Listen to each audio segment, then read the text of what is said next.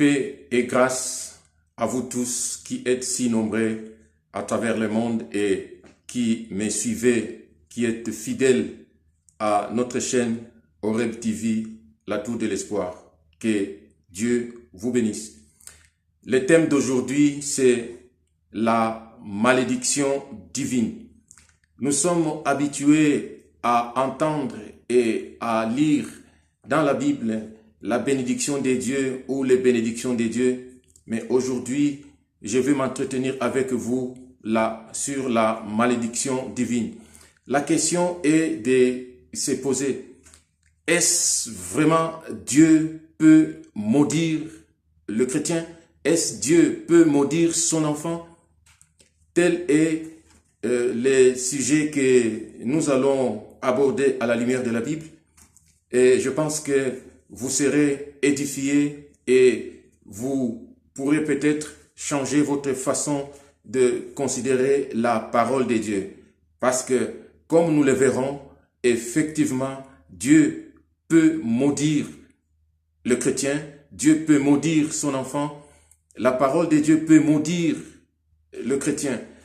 Et je vais vous donner les quelques principes bibliques que Dieu a établis. Toutes ces paroles que Dieu a dites, a proclamées dans la Bible, qui, si une fois ne sont pas observées, elles peuvent entraîner à la malédiction. Voilà pourquoi le thème de notre partage aujourd'hui, c'est la malédiction divine. Ça peut peut-être étonner, mais ce qui est vrai, à la lumière de la Bible, comme nous le verrons ensemble, le chrétien, qui qu'il soit, s'il ne faisait pas attention, il peut être maudit par cette même parole de Dieu qui, d'habitude, nous bénit ou devrait nous bénir. Et je m'en vais vous donner les quelques paroles, les quelques principes que Dieu nous a donnés dans la Bible, qui une fois si il n'était pas observé par le chrétien peut alors être maudit par la Bible, par la parole de Dieu, et pourtant cette parole devait nous bénir. Le premier texte, c'est dans Genèse 12, verset 3. La Bible dit ceci: je bénirai ceux qui te béniront et je maudirai ceux qui te maudiront. Comme vous l'avez suivi, qui que vous soyez, même pasteur comme je le suis, si quelqu'un s'aventurait sur le chemin de maudire les autres, Dieu vous maudira. Parce que la Bible dit, je bénirai ceux qui te béniront et je maudirai ceux qui te maudiront. La plupart ou certains chrétiens disent que David faisait des prières imprécatoires. David priait pour que ses adversaires tombent dans la fosse, que ses adversaires soient éliminés, écrasés par son Dieu. Vous avez peut-être raison, mais laissez-moi vous dire ceci. Le temps des prières imprécatoires est passé et tout ce qui est dans la Bible comme exemple, comme mauvais exemple, n'est pas à suivre. Et Jésus est venu, il a dit, je vous lis in extenso la parole de Dieu dans Romains 12, verset 14, ça c'est le premier verset. Paul disait, bénissez ceux qui vous persécutent. Bénissez et ne maudissez pas. Et Jésus lui-même, qui est venu, nous a encore dit ceci. Dans Matthieu 5, verset 44, moi, je vous dis, aimez vos ennemis, bénissez ceux qui vous maudissent, faites du bien à ceux qui vous haïssent et priez pour ceux qui vous maltraitent et qui vous persécutent. Bien-aimés, vous n'avez aucune raison de maudire même votre ennemi, sous prétexte que David faisait des prières imprécatoires. Quiconque maudit, il le fait à son tort et à sa propre malédiction, parce qu'il croisera sur ses chemins les dieux qui a dit, celui qui maudit, moi je le maudirai. Ça c'est la première source de malédiction divine. Toute personne qui s'engage sur ces chemins de maudire les autres, il s'attire lui-même des malédictions de Dieu, parce qu'il est en train de violer la parole de Dieu.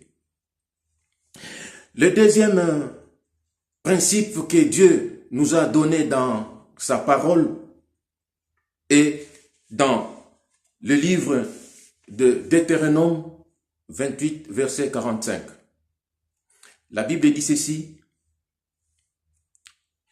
toutes ces malédictions viendront sur toi, elles te poursuivront et seront ton partage jusqu'à ce que tu sois détruit, parce que tu n'auras pas obéi à la voix de l'Éternel, ton Dieu, parce que tu n'auras pas observé ses commandements et ses lois qu'il te prescrit.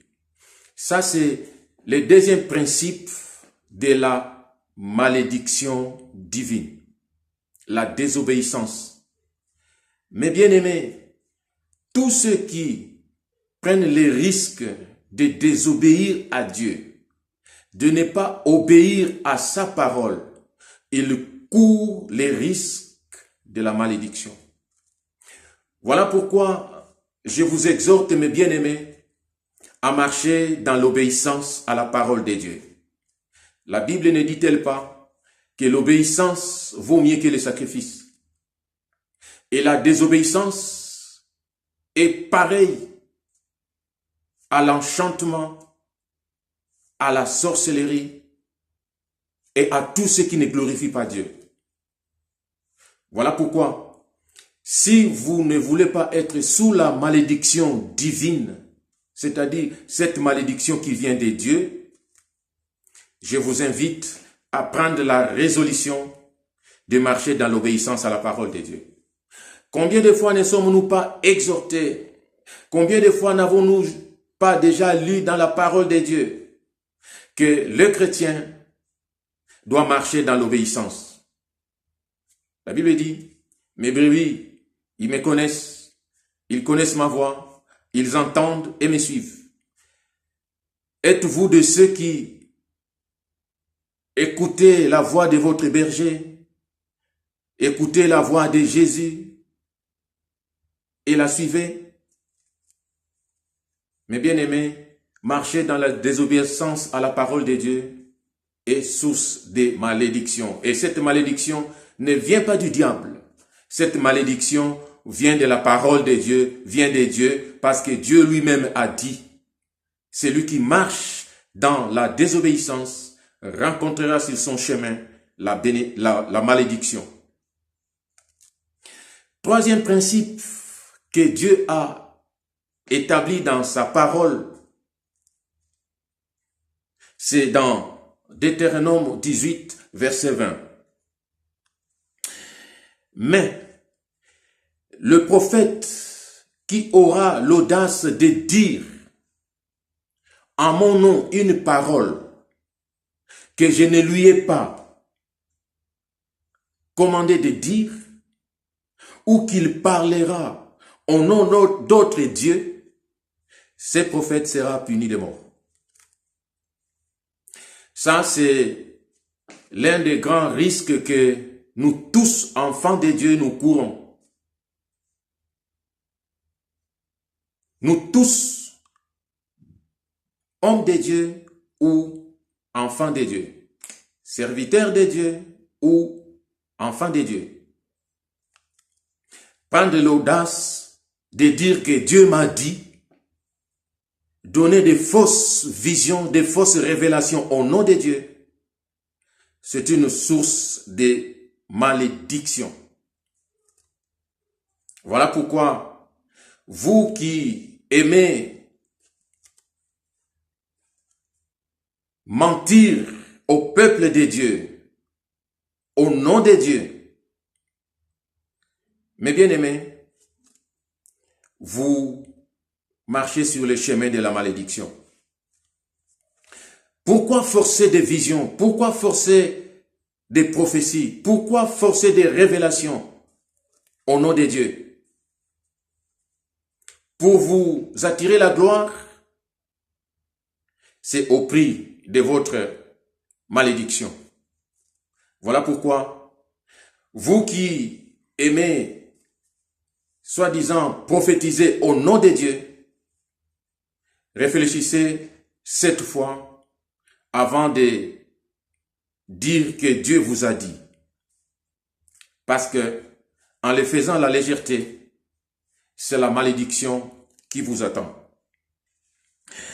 La quatrième parole ou le quatrième principe de la malédiction divine que Dieu a établi dans sa parole, dans la Bible, c'est dans Deutéronome 17, verset 12, que je vais lire rapidement. L'homme qui, par orgueil, n'écoutera pas le sacrificateur placé là pour servir l'Éternel, ton Dieu, ou qui n'écoutera pas le juge, cet homme sera puni de mort. Tu ôteras ainsi le mal du milieu d'Israël. Ça, c'est le quatrième principe de la malédiction divine. Ne pas écouter le sacrificateur, ne pas écouter l'homme de Dieu, ne pas écouter votre berger, ne pas écouter votre pasteur. C'est un principe biblique qui entraîne la malédiction. Parce que Jésus avait dit à ses disciples lorsqu'il les a envoyés, il a dit dans Luc 10, verset 16, « Allez, celui qui vous écoute, m'écoute. » Donc, ne pas écouter l'homme de Dieu, ce n'est pas écouter Dieu lui-même. Et ne pas écouter Dieu, c'est être sous la malédiction. Voilà pourquoi, mes bien-aimés, je vous exhorte à ne pas être les habitués de la rébellion, à ne pas être les habitués de la désobéissance, de la révolte aux hommes de Dieu que Dieu a placés devant vous pour votre édification. Parce que en s'opposant, en vous rébellant à vos bergers, ce que Dieu a placé devant vous pour vous édifier, c'est désobéir, c'est rébeller, c'est s'opposer à Dieu lui-même. Je vous exhorte, mes bien-aimés, à écouter les hommes de Dieu que Dieu a placés devant vous. La cinquième parole ou le cinquième principe biblique de la malédiction divine, je m'en vais vous le lire dans Jérémie 48, verset 10. Maudit soit quiconque fait l'œuvre de l'Éternel avec négligence. C'est un verset qui est connu par tous ceux qui lisent la Bible. Mais malheureusement, des fois, nous passons outre ces versets et nous faisons comme nous voulons. Nous ne devons pas servir Dieu comme nous voulons, mais nous devons servir Dieu comme lui-même veut que nous le servions. Voilà pourquoi tous ceux qui ont touché à l'autel de Dieu doivent les savoir qu'ils doivent servir Dieu avec enthousiasme, avec zèle, avec empressement de tout cœur. Faire l'œuvre de Dieu avec négligence, avec un laisser-aller, c'est une source de malédiction. Voilà pourquoi beaucoup de ceux qui hier servaient Dieu aujourd'hui, ils sont dans la malédiction, dans les blocages inexpliqués, inexplicables, tout simplement parce que ils ont abandonné l'œuvre de Dieu, cette œuvre qui les a autrefois bénis. Je vous exhorte à retourner à votre premier amour. Le sixième principe de la malédiction divine, c'est dans le livre de Juge 5, verset 23. C'est un verset que j'ai découvert dans la méditation. La Bible dit ceci: maudissez mes roses, car il ne vient pas au secours de l'Éternel. Ce texte veut nous dire tout simplement que tous ceux qui, dans l'Église, restent sur le banc en tant que spectateurs, tous ceux qui, dans l'Église, ne veulent rien faire, tous ceux qui, dans l'Église, préfèrent regarder les autres faire, ceux-là, ces versets les concernent. Vous n'êtes pas dans l'Église pour regarder les autres faire, pour regarder les autres travailler pour Dieu. La Bible dit, chacun de nous est un don à l'Église. C'est-à-dire, chacun de nous doit faire quelque chose dans l'Église. Je vous exhorte, mes bien-aimés, vous qui, jusqu'à aujourd'hui, depuis que vous avez cru en Jésus, vous êtes dans l'Église sans rien faire. Mes bien-aimés, levez-vous d'où vous êtes, servez l'Éternel. Quittez sous cette malédiction qui pèse, cette malédiction que j'appelle la malédiction des méroses, de ceux qui veulent regarder les autres faire. Généralement, des gens comme ça, ils sont des spécialistes dans les critiques, dans le jugement de ceux qui sont à l'œuvre. Non, il devait faire ça. Non, il n'a pas bien fait. Mais bien aimés, levons et travaillons ensemble pour l'œuvre de Dieu. Dans l'Église, il ne devait pas y avoir des spectateurs.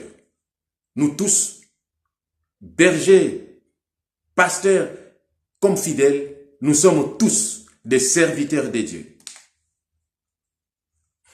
Et les derniers principes ou la dernière parole de la malédiction divine, c'est dans Deutéronome 27, 15 à 26. Je vais bientôt terminer cette exhortation. La Bible dit ceci dans Deutéronome 27, 15 à 26. Maudit soit celui qui fait une image taillée. En tant que chrétiens, nous n'avons pas à faire des représentations des choses divines. Le même texte continue. Maudit soit celui qui méprise son père et sa mère. Mais bien aimé, mépriser ses parents, ne pas honorer ses parents, c'est une source de malédiction. Ne pas considérer ses parents, c'est une source de malédiction. Le même texte continue. Maudit soit celui qui déplace les bornes de son prochain.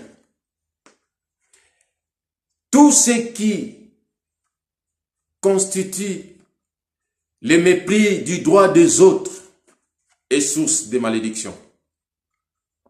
Le même texte continue.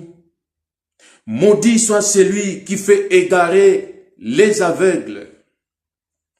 Vous qui aimez conduire les autres sur le mauvais chemin, vous qui aimez être des leaders pour entraîner les autres loin de la face de Dieu. Mais bien aimés, vous courez les risques d'être sous la malédiction divine. Le même texte dit, maudit soit celui qui porte atteinte aux droits de l'étranger, aux droits de l'orphelin, aux droits de la veuve. C'est sans commentaire. Le même texte continue. Maudit soit celui qui couche avec la femme de son père. Ça encore, c'est sans commentaire. Et la Bible continue. Maudit soit celui qui couche avec sa sœur. Beaucoup d'inceste dans les familles. Source des malédictions. Vous avez connu ça? Je vous invite à aller voir votre berger. Et si vous n'en avez pas, allez en chercher un. Et l'homme de Dieu vous aidera à quitter sous cette malédiction qui risque de traverser des générations. Le même texte continue. Maudit soit celui qui frappe son prochain en secret. Le même texte continue. Maudit soit celui qui reçoit un présent pour répandre le sang innocent.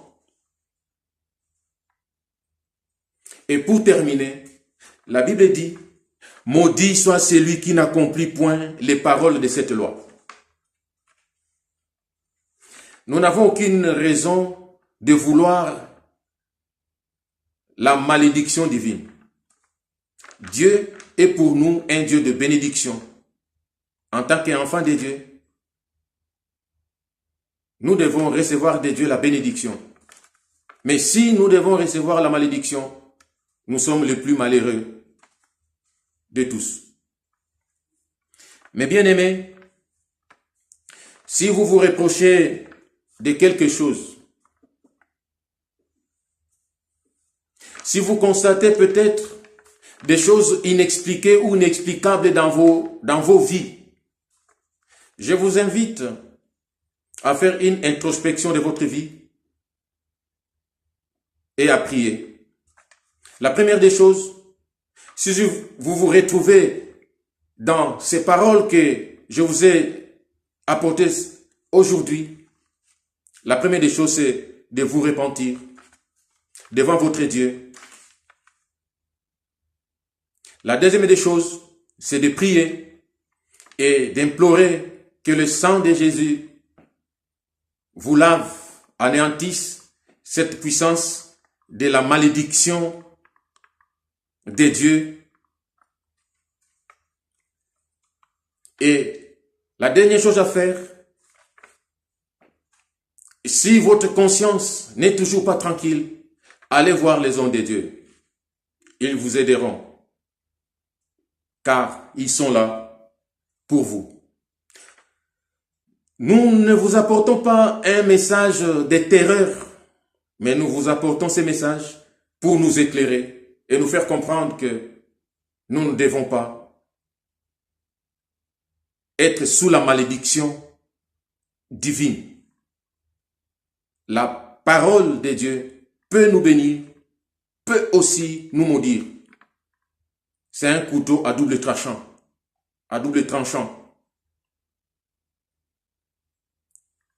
Voilà l'exhortation que je vous ai amenée aujourd'hui.